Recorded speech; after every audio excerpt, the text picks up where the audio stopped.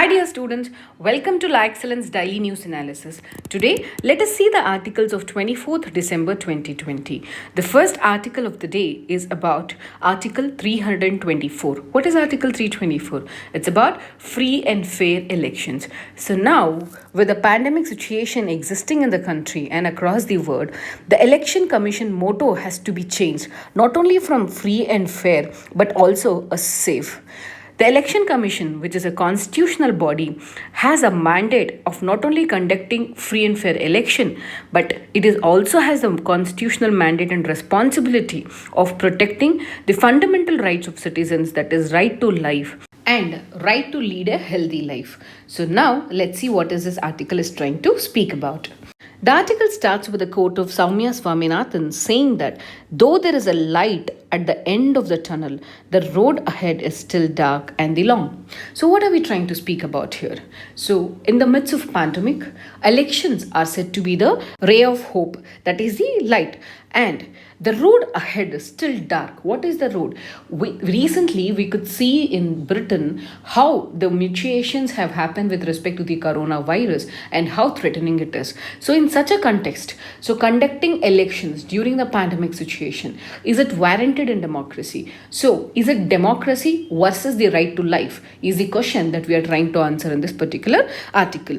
So here we are trying to refer to some of the countries which conducted elections during the time of pandemic. The examples could be of United States, South Korea, India. Even though people had the fear of getting infected, but they never stopped from voting because they all knew one particular point, very importantly, that is with democracy, that's where the life, not only a life to existence, not mere animal existence, a right to life with dignity, a right to life with liberty is possible only with democracy. That's the reason.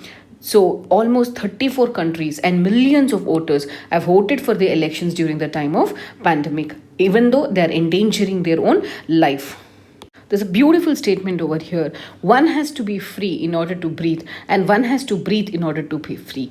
That is, in the time of pandemic, if our life has to be protected, then we need to have a democratically elected government. At the same time, if we have to democratically elect the government, then in such a case, the pandemic has to be handled with extra caution. So that's where they're trying to say that even though life of the people is endangered at the cost of voting, but life without liberty is not a life worth protection. So that is what is a major argument that we can see over in this article. So but still, as we have understood, life without liberty is not worth living. So in such a case, BR example is the best example that you can take in this consideration, because Election Commission of India, before conducting Bihar election, they have consulted various countries who have conducted elections during the time of crisis and taken the serious guidelines and the problems that they faced. That's where S.Y. Qureshi says that the former Chief Election Commissioner, Bihar is a leading example how successfully we can conduct a poll at the difficult times. So moving further, we'll be conducting elections to the 4 states and Puducherry, amounting almost 180 million people voting. That is, we have the legislature elections of Kerala for 140 seats, Tamil Nadu, Puducherry, West Bengal and Assam at this time of crisis. Now, since in these 4 states the elections are to be conducted and more than 180 million people are participating in the elections, so the Election Commission of India has a mandate of ensuring free, fair and the safe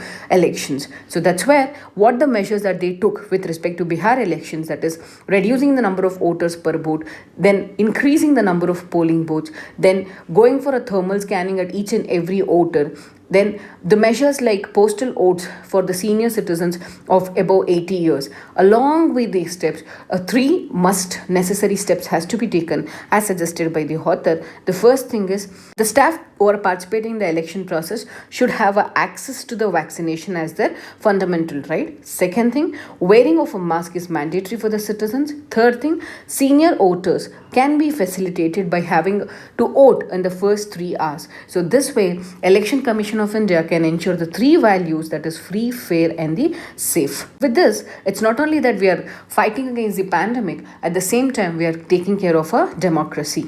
Let's move on to the next article. There is a tight rope between production and the industrial piece. What are we speaking about here? See, the multinational companies or the big chains, like the countries present in the United States, UK, Europe, East Asia, etc., in order to increase their production, at the same time to ensure their profitability, always try to have the lean permanent staff size, and rest of the things they try to outsource.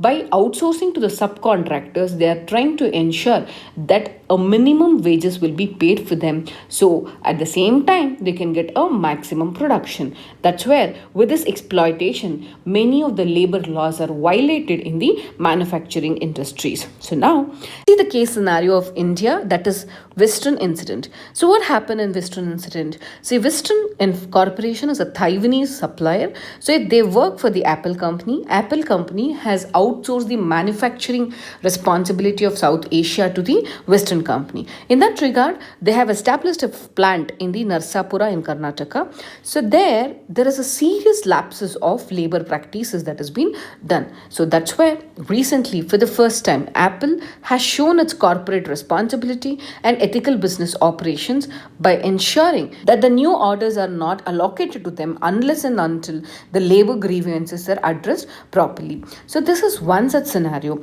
This is not just happening in India. This is the case with respect to the high-end manufacturing industries, particularly with respect to the electronic manufacturing industries.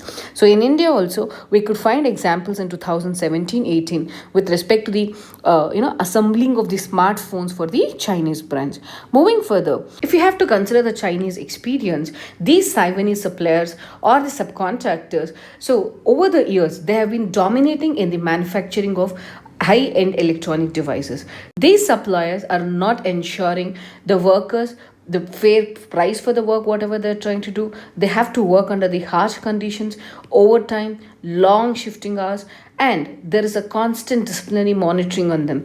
With all these things, there is a low pay and no social security is provided to them. So in such a traumatic conditions, working under such a traumatic conditions, so as in case of a Foxconn, many of the workers started committing suicide. They started jumping from the terraces. So this is the psychological aspect of the employees that was not addressed over there. Moving further, to enhance the exploitation, what they did is they started utilizing the students as interns in the places, so that there was no mandatory for them, or there was no obligation on them to maintain the social security norms, and at the same time considering them as an interns, the very low paid was given to them. So now what is the main agenda for us is safeguarding the interest of the laborers. At the same time, how do we ensure the global investors would come and invest in India and across the world? In India, as we are all well aware, there is a weak regulatory labor architecture and there is no proper supervision also. In such a scenario, in order to attract foreign investment, we are giving maximum labor. Along with that, recently passed labor codes can erode the labor protection. So now, what is the fine balance that we have to maintain? It is flight of capital. Is it the investment that is important, or that the labor who are working tirelessly for the organization? So we need to ensure a perfect balance between the capital versus the labor laws and the labor code. Now, Apple strictly enforcing with respect to the labor code and the code of conduct that is to be followed for all these suppliers. It seeks some kind of compliance of labor standards and safeguards in the work atmosphere. Further, to avoid the labor confrontations on a daily basis, we need to ensure there is a proper grievance readdressal of the employees. Second thing, formation of unions so that their collective bargaining ability can be improved. Third thing, we need to establish a social dialogue where workers can interact and promote their rights. So with this, Winston incident, so we could see how exploitative labor practices are entering India. So now we need to have a fine balance between the capital inflow in India as well as the labor piece or the industry piece in the country. Let's move to the next article. Crane Energy wins arbitration award. See, India has signed bilateral investment treaty with that of the United Kingdom. So, when India has signed the bilateral investment treaty in 2012 with United Kingdom, then the investors who are investing from United Kingdom have certain terms and conditions. that protects their investments in India. So similarly, we had the case of Vodafone of 22,000 crore where Indian government had imposed taxes on them. So similarly, now we have Kane Energy case. So what happened with respect to Kane Energy case?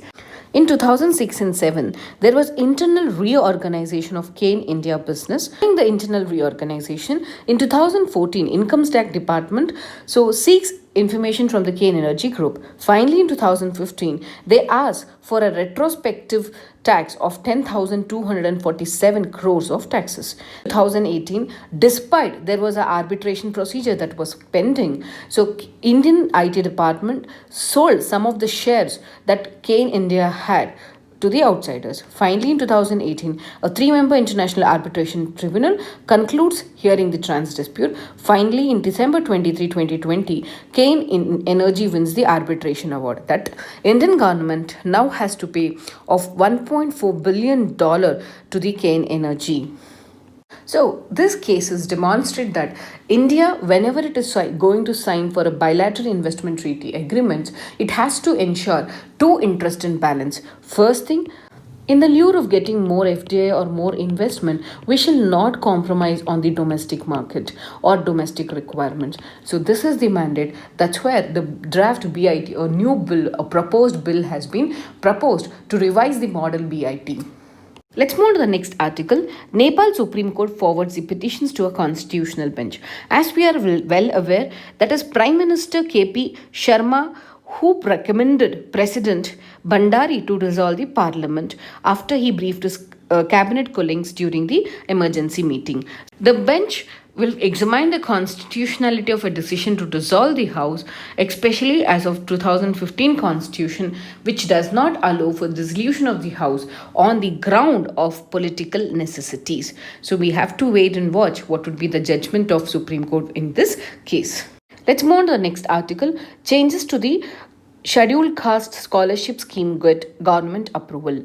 See, the Cabinet Committee on Economic Affairs. So remember, Cabinet committees are important in the news. Why? Because recently Cabinet Committee on Investments and Cabinet Committee on Skill Development and Employment has been constituted. That's where try to focus on the Cabinet Committee and their functions. So recently, Cabinet Committee on Economic Affairs have approved the change in the post-metric scholarship scheme. With this, the funding pattern, that is of 60-40, would be changed.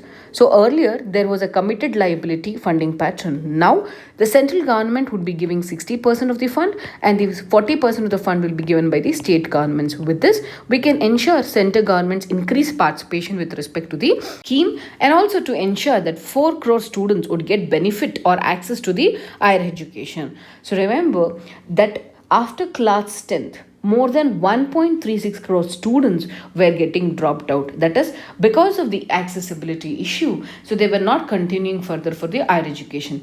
With the revamping of the scheme and changing in the funding pattern, we can ensure by next 5 years, these people would come into or would take up the access towards the higher education. Hope this video series was helpful to you. Thank you.